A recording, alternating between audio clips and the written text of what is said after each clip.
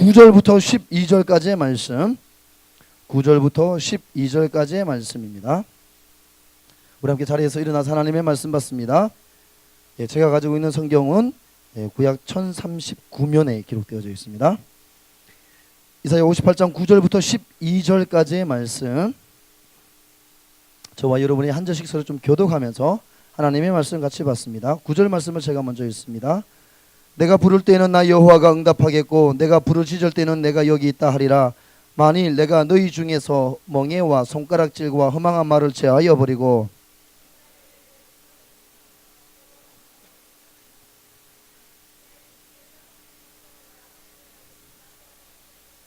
여호와가 너를 항상 인도하여 메마른 곳에서도 내 영혼을 만족하게 하며 내 뼈를 견고하게 하리니 너는 물된 동산 같겠고 물이 끊어지지 아니하는 샘 같을 것이라.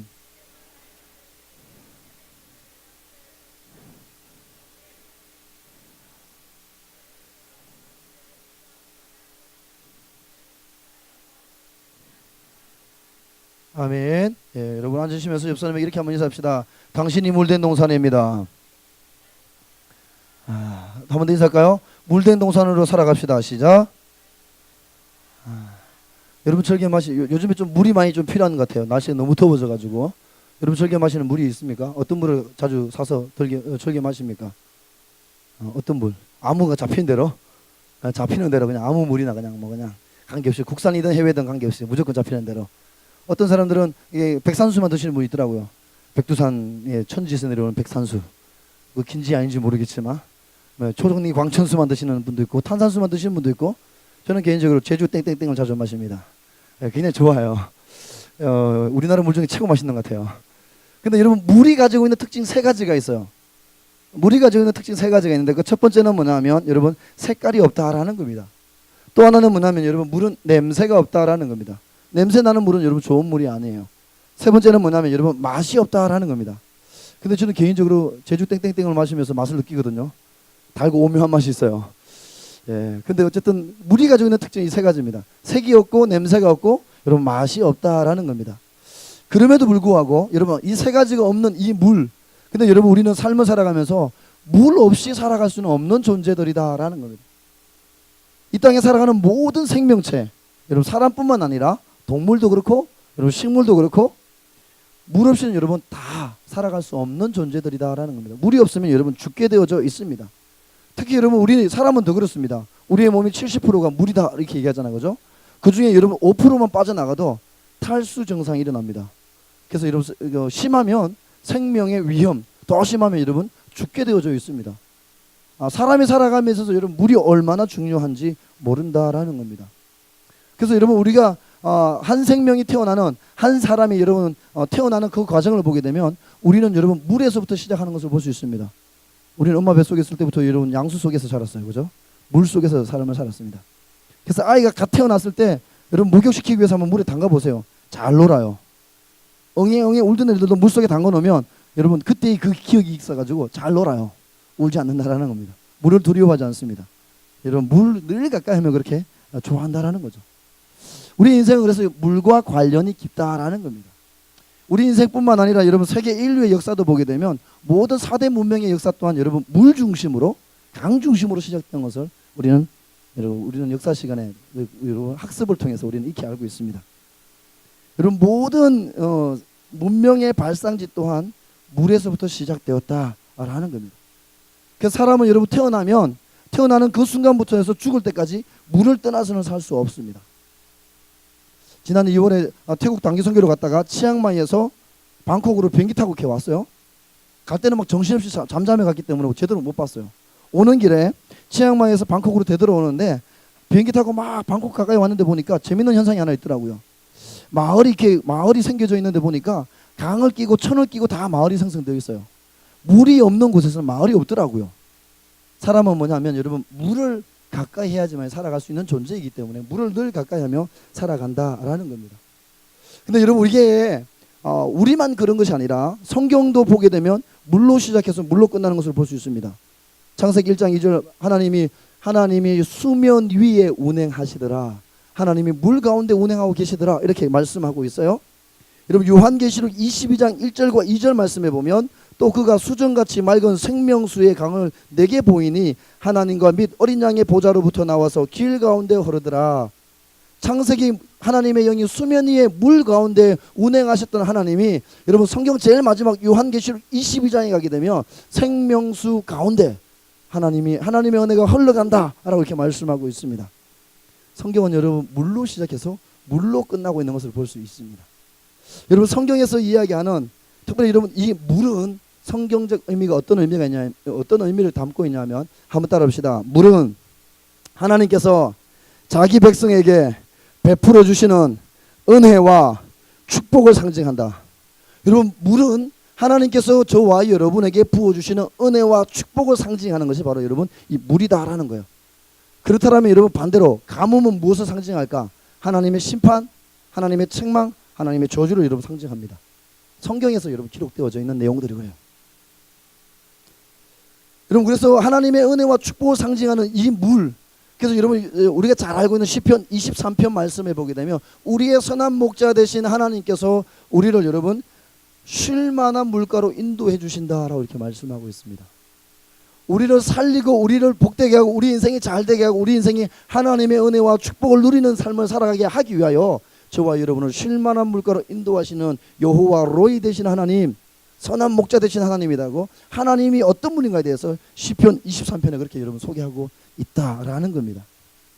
신약 성경에도 보면 여러분 수가성 여인이 예수님을 여러분 만나게 됩니다. 우물가에서 예수님을 만나게 됩니다. 예수님을 만나고 나서 예수님이 이 여인에게 이야기합니다. 이 물을 마시는 자마다 다시는 목마르지 아니하리니 내가 주는 물을 마시는 자는 영원히 목마르지 아니한다 라고 말씀하면서, 내가 주는 물을 마시는 자는 영생하도록 솟아나는 샘물이 될 것이다 라고 이렇게 말씀하고 있습니다. 예수님이 여러분 이 수가성 여인을 만났을 때도 물에 대해서 말씀하셨어요. 그래서 여러분 물은, 성경에서 이야기하는 물은 은혜와 축복을 상징한다라는 겁니다. 여러분 우리는 물이 부족한 것을 잘 모르고 살아갑니다. 근데 가끔 우리는 종종 그냥 가끔씩 한 번씩 우리는 뉴스를 통해서 들어요. 그죠? 물이 없어서, 마실 물이 없어서 오지에 외지에 외딴 섬에 뭐 소방 헬기를 통해서 아니면 뭐 소방차를 통해서 식수를 공급했던 이야기, 이런 것을 종종 여러분 우리는 뉴스를 통해서 접하게 됩니다. 지금 굉장히 가물었어요. 정말 마실 물이 없어요. 여러분 강바닥이 물이 하나도 없어요. 물이 굉장히 귀해졌다라는 겁니다. 그래서 여러분 이 시골에 가면 논두렁에, 논둑에, 들판에 이런 안내판이 붙었어요. 너무 가물어서 농사를 지을 수 있는 물을 제한급수합니다. 다시 말해서 그죠? 여기 뭐 요 동네는 월수금, 이 동네는 화목주일 공급한다라는 거예요. 제한급수하니까 쓸데없이 논에다 물을 안 대고 그냥 흘려버려서 버리는 물이 없도록 해주십시오라고 이렇게 여러분 안내 현수막이 붙었어요. 그만큼 가물다라는 거예요. 여러분 물이 없으면 우리 생명에 굉장한 어려움이 찾아온다라는, 삶의 어려움이 찾아온다라는 겁니다. 물이 없으면 살 수 있는 건 아무것도 없습니다. 어떤 누구도 이 세상에 생명을 가지고 있는 모든 것은 다 물을 필요로 한다라는 겁니다. 여러분 특별히 오늘 이 본문의 배경이 되는 여러분 중동 지역, 이 팔레스타인 이 땅에는 물은 생명과 같은 것으로, 물 이코로 생명으로 여겼어요. 물이 없다는 것은 뭐냐면 생명이 없다 이렇게 생각했다라는 거예요. 그래서 여러분 오늘 이 본문을 기록했던 이사야 선지자가 활동했던 예수님 오시기 전 주전 690년경에는 팔레스타인 그 땅에는 물을 가장 귀한 것으로 여겼습니다. 물이 얼마나 귀하게 여겼냐면 생명으로 여겼기 때문에 여러분 집에 우물을 가지고 있다는 것은 그 당시 최고의 부자로 여겼어요. 왜냐하면 여러분 생명의 근원을 가지고 있는 거잖아요. 아무리 양이 많아도, 아무리 여러분 내가 가축을 많이 가지고 있어요. 근데 여러분 우물을 가지고 없으면 그 사람은 부자로 여기지 않았어요. 가지고 있으면 많이, 여러분 동물을 많이 가지고 있을수록 어떤 문제가 생깁니까? 물을 공급할 수 없는 거예요. 치명적인 문제가 찾아오기 때문에 우물을 가지고 있으면 최고 부자로 그 당시에는 생각했다라는 겁니다. 그래서 여러분 이 오늘 본문 말씀, 특별히 여러분 이 우물을 가지고 있는 사람을 당시 최고의 부자로 생각했기 때문에 우리가 창세기에서 보게 되면 이삭이 여러분 우물 가지고 다투는 것을 볼 수 있습니다. 우리 우물이라고 싸우는 거예요. 다투는 거예요. 이삭이 팠음에도 불구하고 다른 족속과 다툼이 일어나는 겁니다. 왜냐하면 여러분 우물을 소유해야지만이 자기 가족, 자기 족속에 살 수 있기 때문에 그래요. 이 팔레스타인, 이 중동 지역에 사는 사람들은 물은 생명으로 여기기 때문에 그렇다라는 거예요. 근데 여러분 오늘 이 본문의 말씀에 보면 11절 말씀에 보면 하나님은 이스라엘 백성들에게 생명과 같은 물을 주겠다라고 이렇게 말씀해요. 물을 주겠다 말씀하시면서 이스라엘 백성들에게 야 너희는 물이 늘 끊이지 않는 물된 동산이다 이렇게 말씀하고 있어요. 좀 더 쉽게 설명하면 너로부터 모든 생명이 시작되어지는 물의 근원지가 되겠다라는 거예요. 여러분 태백에 가면 근원지가 있어요. 금강의 근원지가 어디죠? 금강은 태백이 아니네요. 죄송해요. 한강의 근원지가 태백에 있어요. 낙동강의 근원지가 태백에 있어요. 금강의 근원지는 덕유산에 있어요. 우리나라 여러분 4대 강이라고 이야기하는 강의 근원지가 다 있어요. 거기서부터 시작해서 여러분 물이 흘러 가서 큰 강을 이루고 이게 흘러 가서 여러분 바다로 빠져나가는 거예요. 오늘 여러분 물된 동산, 물이 정말 귀한데 생명과 같은 이 물이 날마다 끊이지 않고 펌프질에서 쏟아서 나오게 만드는 물된 동산과 같은 그런 사람으로 이스라엘 백성들에게 하나님께서 축복해주고 있다라는 거예요. 그럼 하나님께 택하셨던 이스라엘 백성들을 향해서 네가 바로 생명이고 네가 바로 축복이고 네가 바로 축복을 받는 통로다, 물된 동산이다 라고 이렇게 말씀하고 있는 겁니다. 하나님께서 여러분 이스라엘 백성들에게 내가 너희로 하여금 물된 동산으로 세우겠다 라고 이렇게 약속하고 있는 겁니다. 쉽게 말하면 여러분 하나님께서 내가 택한 선민 이스라엘 백성 내가 너희에게 먼저 복의 복을 더해주고 그 복을 흘려보내는 통로로 내가 너희 민족을 쓰겠다라는 거예요. 여러분 이 약속은 창세기 12장에서 하나님께서 아브라함에게 약속하셨던 말씀이에요. 너희 본토 친척 아비 집을 떠나라 내가 너로 하여금 복의 근원이 되겠다라고 약속하셨어요. 이 복의 근원이 되려면 먼저 복을 받아야 돼요. 나에게 여러분 복이 있어야지 나눠주죠. 지불 아무것도 안 가지고 있으면서 어떻게 나눠줘요? 아무것도 없어 빈털터리 개털인데 내가 받아야 되는데 뭘 나눠줘요? 복의 근원이 되려면 내가 먼저 복을 받아야 돼요. 물된 동산이 되려면 내가 하나님의 은혜의 물, 여러분 축복의 물, 생명의 물을 여러분 맛봐야 된다는 거죠. 그걸 먼저 내가 담고 있어야지만이 나눠줄 수 있어요. 근데 하나님은 이스라엘 백성들에게 오늘 이사야 58장에서 약속한 게 그거예요. 내가 너로 하여금 물된 동산이 되겠다 하는 것은 내가 너에게 먼저 복의 복을 더해주겠다는 약속입니다. 따라합시다. 나는 물된 동산이다. 한 번 더 따라합시다. 나는 하나님의 은혜와 축복을 날마다 누리며 살아가는 하나님의 사람이다. 여러분 기억하십시오. 이스라엘 백성들에게 하나님이 택하셨던 이스라엘 백성들에게 내가 너로 하여금 물된 동산이 되겠다 약속하셨던 그 하나님은 오늘 예수 그리스도를 믿고 하나님을 아버지라 부르며 하나님의 자녀된 믿음의 길을 걸어가는 저와 여러분에게도 동일하게 복의 복을 더해 주시고 물된 동산으로 저와 여러분을 통해서 일하실 줄로 믿습니다. 여러분 신앙생활은 단순한 거예요. 약속했잖아요. 아멘 하면 돼요. 그런데 내가 아멘을 안 하기 때문에 설마 하니까 못 누리는 거예요. 하나님의 살아계심을 우리가 왜 못 경험하느냐? 말씀이 여러분 들려지고 말씀을 읽고 말씀을 여러분 묵상함에도 불구하고 나에게 묵상할 때 하나님께서 말씀을 들려줌에도 불구하고 그 말씀을 내가 아멘으로 여러분 붙잡지 않기 때문에 경험하지 못하는 거예요. 약속하셨잖아요. 약속했잖아요. 그러면 여러분 이걸 붙잡는 거예요. 제가 지난번도 여러분과 말씀할 때 그 얘기를 한번 했던 것 같아요. 저는 기도할 때 굉장히 단순하게 해요. 한 번씩 정말 힘들 때 약속의 말씀을 하나님께 들이밀어요. 하나님 이사야 58장 약속하셨잖아요. 복의 복을 더해 주셔서 나를 통하여 물된 동산이 되게 해주신다 약속하셨잖아요. 왜 안 주세요? 약속의 말씀을 믿으면 붙잡으면 여러분 그 가지고 기도하셔야죠. 여러분 이스라엘 백성들에게 물된 동산이 되게 해주셔서 먼저 복의 복을 더해 주셔서 그 복을 흘려보내는 통로로 쓰시겠다 약속하셨던 말씀하셨던 그 하나님이 오늘 이 시대에 믿음의 길을 걷고 예수 그리스도를 믿고 예수 그리스도를 붙잡고 십자가 앞에 가하며 십자가 붙들고 살아가는 저와 여러분을 통해서 하나님은 또 다른 일을 행하실 줄로 믿습니다. 왜냐하면 저와 여러분의 물된 동산이기 때문에 그래요. 할렐루야. 여러분 오늘 여기서 말하는 것 하나님의 은혜와 복을 누렸다라면 내가 하나님의 은혜를 누리는 여러분 물된 동산이라면 여러분 물된 동산처럼 살아가야 된다라는 거예요. 복을 받았어요. 복을 경험했어요. 하나님의 살아계심 경험했어요. 하나님의 은혜를 누렸어요. 그럼 그 은혜를 가진 사람처럼 살아가야 되잖아. 은혜를 가득 담았음에도 불구하고 은혜 없는 것처럼 살아가니까 세상에서 우리를 바라보면서 손가락질 하는 거예요. 이 은혜는 어디서 나타나나? 체험에서만 나타나기 때문에 문제인 거야. 이곳에서 은혜를 받았으면 나가서 드러내 보여줘야 된다라는 거예요. 하나님이 저와 여러분 요구하시는 게 이거예요. 3박 4일 동안 여러분, 우리는 국내 선교 수련을 통해서 여러분 시간 속에 여러분 무엇을 깨달았습니까? 무엇을 누렸습니까? 어떤 하나님을 만났습니까? 여러분 어떤 하나님의 터치하심을 경험했어요? 누렸으면 흘려보내야 돼요. 가지고 있으면 문제가 되는 거예요. 여러분 물된 동상과 같은 삶을 살아가야 될 책임이 저와 여러분에게 있다라는 거예요. 여러분 물된 동상 같은 삶을 살아가는 것은 나만 풍족한 것을 이야기하지 않습니다. 나만 잘 되는 것을 이야기하지 않아요. 나만 성공하는 것을 이야기하지 않아요. 나만 출세하는 것을 이야기하지 않습니다.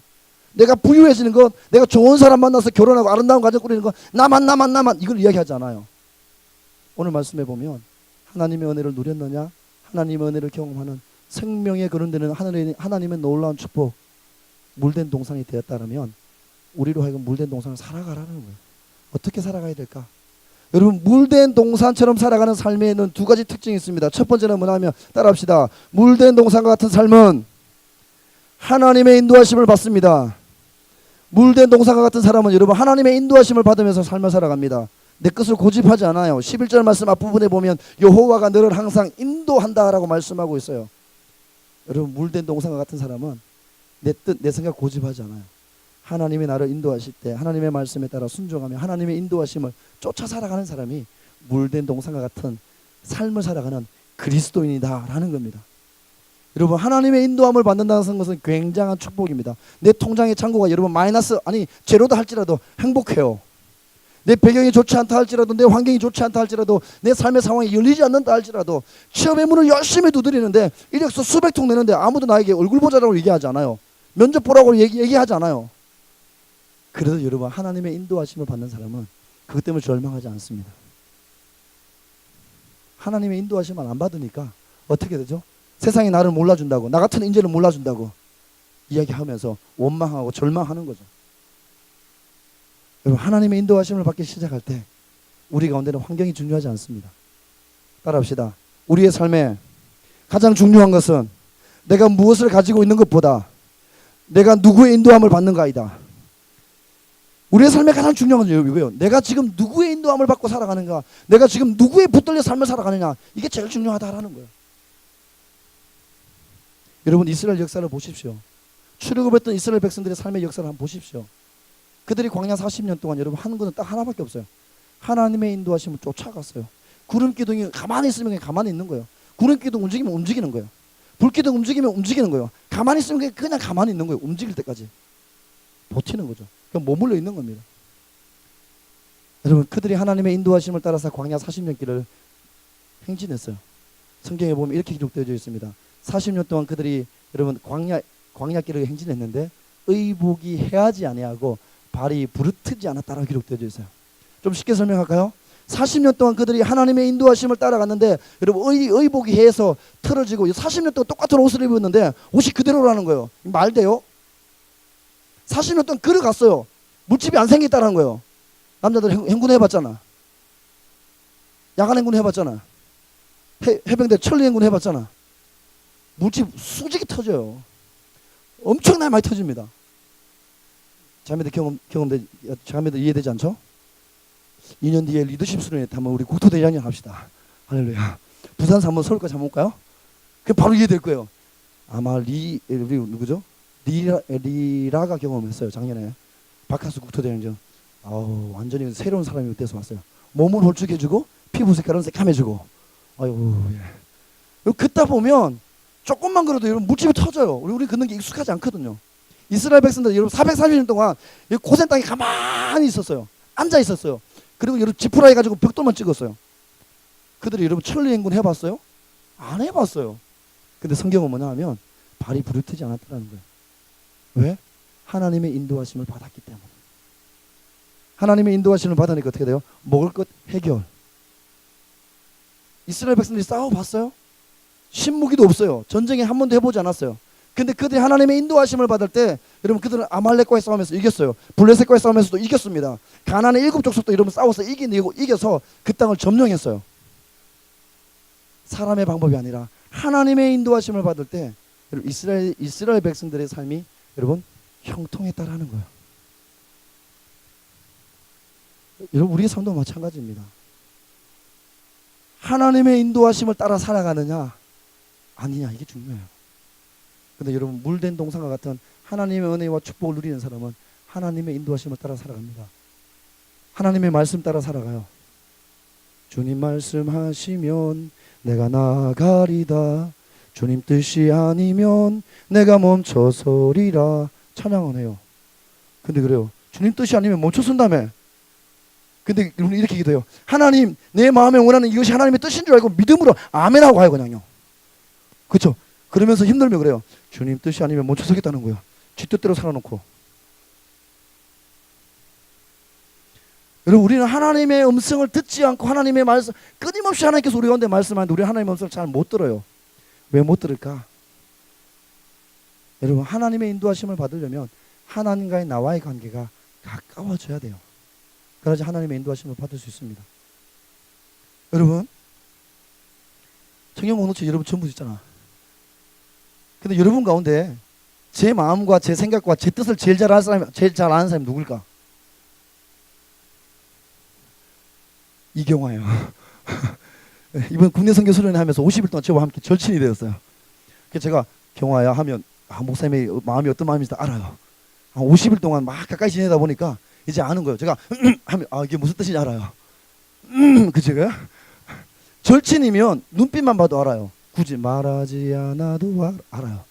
근데 절친이 아니면 말 안 하면 몰라요. 하나님과의 나와의 관계가 가까우면 하나님이 나에게 말씀하시는 거 나를 인도하시는 걸 알 수 있어요. 근데 하나님과 나의 관계가 멀잖아요. 그럼 하나님 난 끊임없이 나에게 말씀하시는데 그것은 못 알아들어요. 그러면서 기도하죠. 하나님 나에게 말씀해 주십시오. 말씀했는데 못 알아듣거나 또 그다음 기도하죠. 말씀해 주십시오. 말씀했다니까? 또 기도요. 말씀하시면 순종하겠습니다. 하나님 그죠? 속 터져 죽겠다고. 몇 번 더 얘기해야 되냐고. 우리가 여러분 신앙생활 하면서 하나님과의 관계가 멀어지면 하나님의 음성이 들려오잖아요. 하나님의 음성이 안 들려오잖아요. 그러면 하나님과 동행할 수 없어요. 하나님과 함께 할 수 없다라는 거예요. 여러분 하나님과 친밀해지는 시간은 그냥 가만히 있으면 어느 순간 갑자기 바람이 여러분 서쪽에서 동쪽으로 확 부는 것처럼 그냥 가만히 있으면 때가 되면 하나님과 친밀해지는 것 아니에요. 나이가 먹으면 친밀해지는 거 아니에요. 이부 성경 공부를 했어요. 이부 리더들하고 제가 수요일 저녁에 성경 공부하는데 이렇게 얘기했어요. 지금 삶의 상황이 너무 힘들고 어려운데 이게 이해되지 않아요. 이렇게 얘기했는데 문규가 이렇게 얘기했어요. 1년만 더 살아봐. 이해될 거야. 나이가 지나고 나이가 들면 지금 내 고민이 아니라 이게 별로 아니었다는 걸 알게 된다는 거예요. 근데 여러분 하나님의 은혜는 하나님의 음성을 듣는 것은 가만히 있다고 해서 어느 날 때가 되면 하나님의 음성이 들려오는 건 아니에요. 가만히 있으면 나이가 들면 하나님과 또 친밀해지는 건 아니다라는 거예요. 하나님과 여러분 친밀해지려면 따라합시다. 의도적으로 억지로 힘써야 된다는 거예요. 의도적으로 여러분 힘써야 돼요. 억지로도 여러분 하셔야 돼요. 하고 싶어서가 아니라 하기 싫음에도 불구하고 여러분 해야지만이 하나님과의 나와의 관계가 친밀해질 수 있어요. 기도하기 싫어도 의도적으로 기도하셔야 돼요. 말씀 묵상하고 싶지 않아도 의도적으로 여러분 말씀 묵상하셔야 돼요. 하기 싫어도 억지로도 하셔야 된다는 거예요. 따라합시다. 억지로라도 하면 하나님의 은혜가 우리 가운데 임합니다. 거짓말 아니에요. 예수님 우리를 왜 십자가 지셨어요? 예수님께서 우리를 왜 십자가 지시기 전에 여러분 심한 고난을 다 받았어요. 채찍 맞았어요. 가시면류관 썼어요. 피로 왕창 쏟았어요. 근데 십자가 지고 골고다 올라가라 그랬어요. 지고 올라가다 쓰러지고 지고 올라가다 쓰고 지고 올라가다 쓰러졌어요. 근데 해필 구레네 시문 앞에 쓰러졌네. 로마 병정이 그랬죠. 군인이 그랬어요. 야 네가 쳐. 여러분 구레네 시몬 입장에서 굉장히 이거 화딱지 나는 일이에요. 왜 해필 내 앞에 넘어졌어? 그쵸? 나와 절친도 아닌데 그렇잖아. 왜 해필 내 앞이야? 시주 앞도 있는데 지온이 앞도 있는데 왜 나지? 강홍이 앞도 있는데 힘세게 생긴 세진이 앞도 있는데 내가 치면 쓰러지니까 세진이는 그냥 막 들고 그냥 뛰어갈 수 있는데 왜 내 해필 내 앞이야? 근데 여러분 변명할 수가 없어요. 왜냐하면 로마가 그 당시 가장 강대국이었어요. 로마 군인한테 여러분 변명한다는 것은 죽겠다라는 거예요. 억지로 죽이고 갔어요. 근데 여러분 교회 역사를 보게 되면 예수님 대신 억지로 십자가를 짓던 구레네 시몬 그의 가정 그가 복받았다라. 그의 자손이 억지로 졌던 십자가 때문에 하나님의 은혜를 경험하였다라고 여러분 기록되어져 있어요. 여러분 내가 하기 싫더라도 억지로라도 말씀 보기 시작하고 억지로라도 예배 자리에 사수하고 억지로라도 기도하기 시작할 때 우리가 하나님과의 관계가 더 가까워질 줄을 믿습니다. 그때 내가 하나님의 인도하심을 받게 되고 그때 내가 물된 동산처럼 삶을 살아가는 하나님의 사람이 될 줄을 믿습니다. 그 사람이 저와 여러분 될 수 있기를 바랍니다. 여러분 물된 동산과 같은 삶을 살아간다는 것은 어떤 의미가 있냐면 또 하나는 뭐냐면 한번 따라합시다. 무너진 데를 보수하는 사람입니다. 여러분 물된 동산과 같은 사람은 무너진 데를 보수하는 사람이다라는 겁니다. 오늘 우리가 얘기했던 이 본문 말씀에 보면 하나님께서 물된 동산의 축복을 누리는 사람들에게 따라오는 의무가 있어요. 책임이 있어요. 그게 12절 말씀이에요. 12절 말씀은 수련의 주제 말씀은 아니었어요. 그래서 12절 말씀을 다 같이 한번 읽겠습니다. 12절 말씀 같이 한번 읽습니다. 시작. 내게서 날 자들이 오래 황폐된 곳을 다시 세울 것이며 너는 역대에 파괴된 기초를 쌓으리니 너를 일컬어 무너진 데를 보수하는 자라 할 것이며 길을 수축하여 거할 곳이 되게 하는 자라 하리라. 여러분 물된 동산의 복을 누렸던 사람은 어떤 삶을 살아가야 된다고 말씀하냐면 12절 말씀에 오래 황폐되었던 곳을 다시 여러분 세워야 한다라는 겁니다. 파괴되었던 기초를 다시 여러분 세워야 한다라는 겁니다. 무너졌던 성벽을 다시 한 번 더 여러분 재건해야 된다라는 겁니다. 무너졌던 시가지를 여러분 다시 한 번 더 복구해야 된다라는 걸 말씀이에요. 여러분 오늘 이 본문 9절부터 12절 말씀을 다시 좀 더 쉽게 설명한다면 물된 동산 하나님의 은혜와 축복을 경험한 사람은 이 은혜와 축복을 나 혼자만 가지고 있는 것이 아니라 꼭 간직하고 있는 것이 아니라 내 삶의 주변에 무너지고 황폐되고 파괴된 그곳에 가서 그것을 다시 한 번 더 세워야 될 책임이 우리 가운데 있다라는 거예요. 여러분 하나님의 은혜와 복을 누렸습니까? 다시 말하면 이 은혜와 복을 여러분 내 삶의 주변에 기초가 무너진 데 가서 그 복을 흘려보내서 다시 여러분 살리고 세워야 될 책임이 우리 가운데 있다라는 겁니다. 여러분 세상을 회복시키고 살려야 될 책임이 물된 동산과 같은 삶을 살아가는 그리스도인 저와 여러분에게 있다라는 겁니다. 존 샌포드라는 사람이 쓴 책 가운데 내 안에 있는 천국이라는 책이 있습니다. 이 책에 보게 되면 어떤 이야기가 기록되어 있냐면 샌포드의 그의 집에 있었던 작은 우물에 대한 이야기가 기록되어져 있어요. 그가 이렇게 기록합니다. 우리 집에 있는 우물은 세상의 어떤 우물보다 가장 맛있는 우물입니다.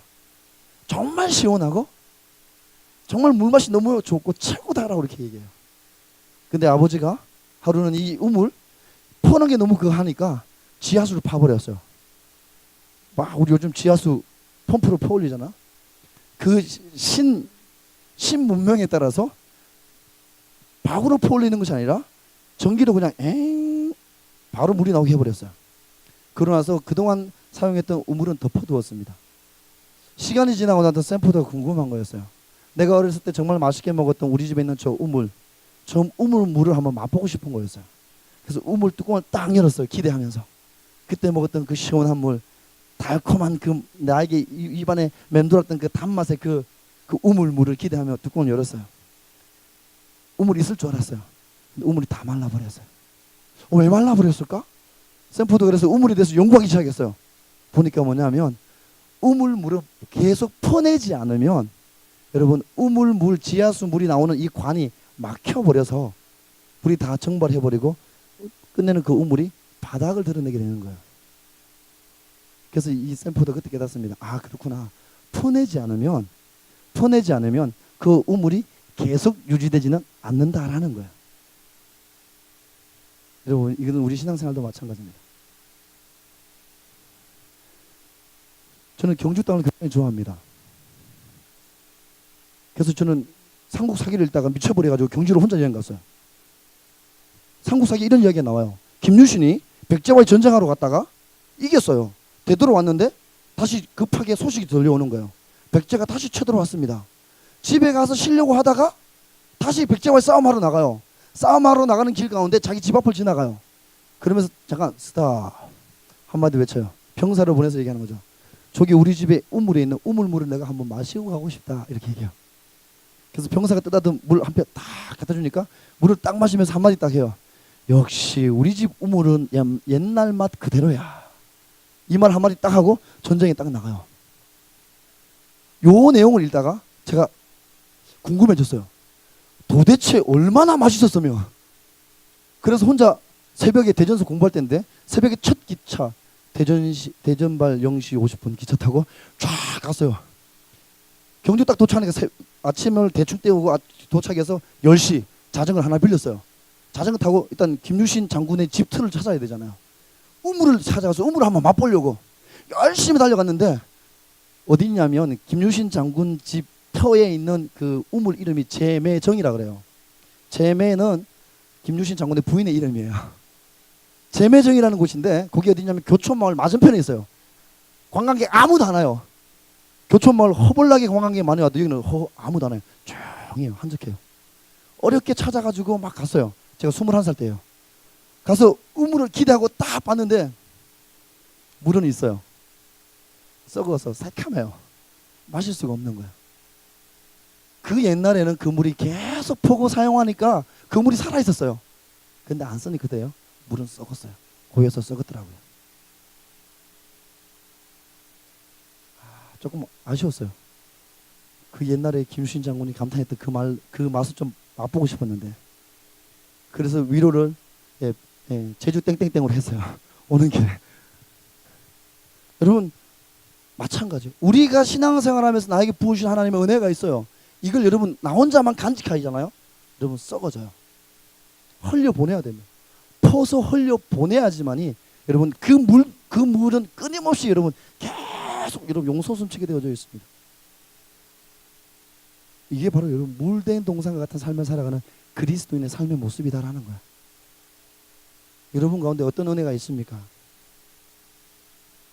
특별히 여러분 우리는 지난 4일 동안 경주 땅을 밟으면서 여러분 어떤 은혜를 경험했습니까? 목사님 저는 안 갔는데요. 근데 여러분 기억하세요? 하나님의 경주 땅에만 계신 것이 아니라 오늘 이 시간 우리가 모인 이곳에도 함께 하신다라는 거예요. 내가 그것을 믿으면 여러분 경주 땅에 역사하셨던 그 하나님이 오늘도 우리 예배 가운데 내 삶의 자리 가운데 여전히 살아서 역사하셔서 나를 만나주시지만 내가 그것을 여러분 망각하며 살아가면 우리는 은혜를 경험하기 위해서 날마다 그저 피지를 가야 되는 거예요. 선교지를 가야 되는 거예요. 은혜가 떨어지면 경주로 가야 되는 거예요. 왜 경주에서 하나님을 만났잖아. 그죠? 그러면 불구사 앞에 또 가야 되는 거예요. 그죠? 하나님이 그곳에만 있다 생각하니까. 그러지 않아요. 하나님은 어디나 계셔요. 우리가 찬양했잖아요. 어제도 계셨고 오늘도 계셨고 내일도 장차 오실 그 하나님, 내일도 나와 함께 하실 그 하나님. 찬양이 아니라 우리의 고백이고 정말 그 하나님이 그렇게 살아 역사하신다라는 거예요. 장소보다 더 중요한 것은 뭐냐? 내가 하나님을 얼마나 믿고 하나님의 약속의 말씀을 붙잡고 살아가느냐라는 거예요. 여러분 어떤 은혜를 경험했습니까? 그러면 그 은혜를 여러분 나만 가지고 있으면 안 돼요. 어떤 회복을 경험했습니까? 그걸 나만 가지고 있으면 안 돼요. 이제 흘려보내야 될 책임이 있습니다. 그래서 무너진 데를 다시금 여러분 세워야 될 책임이 저와 여러분에게 있다는 거예요. 그렇게 살아가는 사람이 바로 물된 동산과 같은 삶을 살아가는 그리스도인이라는 거예요. 그래서 여러분 따라합시다. 은혜와 간증을 나누면 나눌수록 너도 살고 나도 산다. 이게 여러분 무너진 데를 보수하는 그리스도인의 삶의 모습입니다. 은혜가 메말른 땅에 나에게 부어주시는 하나님의 은혜를 여러분 흘려보내는 거예요. 그때 무너진 데가 다시 한 번 더 여러분 보수되어지고 다시 한 번 더 수축되어지는 다시 세워지는 역사가 시작될 줄로 믿습니다. 그럼 하나님은 저와 여러분에게 이런 삶을 살아가기를 원하신다라는 거예요. 여러분 기억하십시오. 근데 하나님은 수련회 때뿐만 아니라 일상의 삶의 자리에서 끊임없이 저와 여러분을 만나주고 계시다라는 거예요. 끊임없이 말씀하고 계시다라는 거예요. 하나님의 음성에 좀 더 여러분 영적 민감함을 가지고 반응할 수 있는 저와 여러분 될 수 있기를 바랍니다. 그때 내 영이 살아나고 나로 말미암아 다른 사람을 일으키고 다른 사람을 살리는 놀라운 일을 행하는 물된 동산과 같은 축복의 사람이 될 줄 믿습니다. 그 사람이 우리 청년 공동체에 저와 여러분 모두가 될 수 있기를 바랍니다. 여러분이 먼저 살아나고 여러분 때문에 여러분 가정이 살아나고 여러분이 속해 있는 직장이 살아나고 학교가 살아나고 여러분이 밟고 있는 모든 이 대한민국 땅이 살아나고 열방이 회복되어지고 살아나는 놀라운 역사가 시작되기를 기도합니다. 그렇게 한번 기도할까요? 여러분 물된 동산과 같은 삶을 살아가려면 두 가지가 필요합니다. 하나님의 인도하심을 받으셔야 돼요. 네 뜻이 아니라 나에게 말씀하시는 하나님의 음성을 여러분 들으셔야 됩니다. 하나님께서 나에게 부으시는 은혜가 여러분 가운데 있습니까? 그렇다면 그 은혜를 여러분 흘려보내셔야 돼요.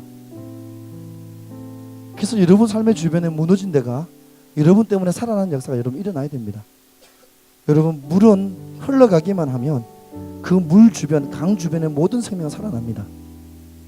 마찬가지 우리 그리스도인 하나님의 사람이 은혜를 받았고 은혜를 간직한 사람이 여러분 지나가기만 하더라도 나의 지나간 그 처치 때문에 다른 사람이 살아나는 역사가 일어나는 게 여러분 그게 정상입니다.